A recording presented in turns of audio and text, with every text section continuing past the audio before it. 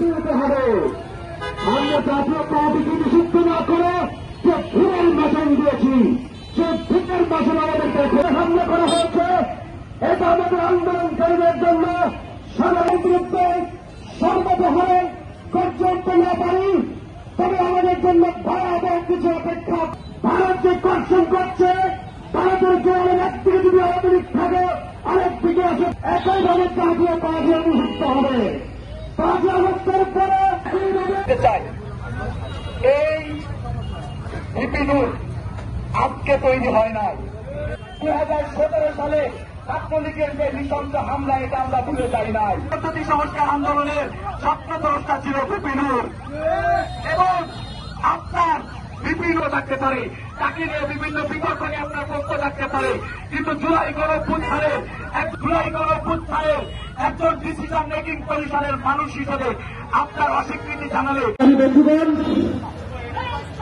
আপনারা সবাই জানেন আমরা কেন এখানে দাঁড়িয়েছি। খুব মনে জাতীয় পার্টি দাঁড়াবে না,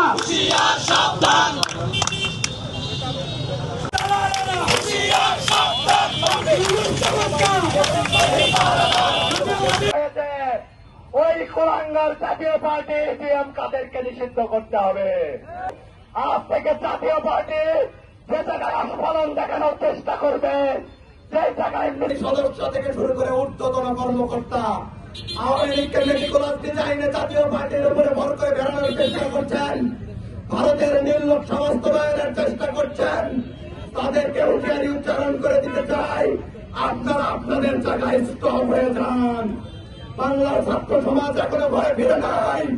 তারা যে কোনো সময় এই বাংলাকে যেভাবে হাসিনা ভাইকে তাড়িয়ে দিয়েছে, আপনাদেরকে কিভাবে প্রতিহত করতে হয় এটা সকলে জানে। ভাবে বলে দিতে চাই, এই বিপিনুর আজকে তৈরি হয় নাই।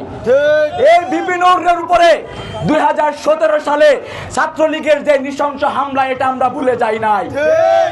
এই বিপিনুর যদি 2024-এর গণঅভ্যুত্থানকে আপনারা বিশ্বাস করেন, তাহলে বিপিনুরকে আপনাদেরকে স্বীকৃতি দিতে হবে।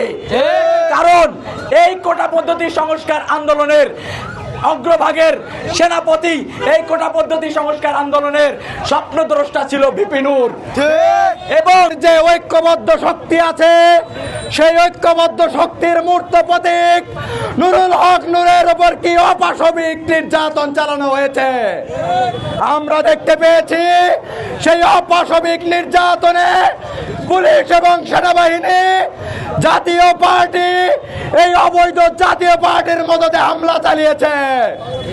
আমরা এখান থেকে স্পষ্টভাবে বলে দিতে চাই, যেই দিন এই বাংলার মাটিতে আওয়ামীদের পতন হয়ে গেছে, ওই দিন জাতীয় পার্টি ও 14 দলের পতন হয়ে গিয়েছে।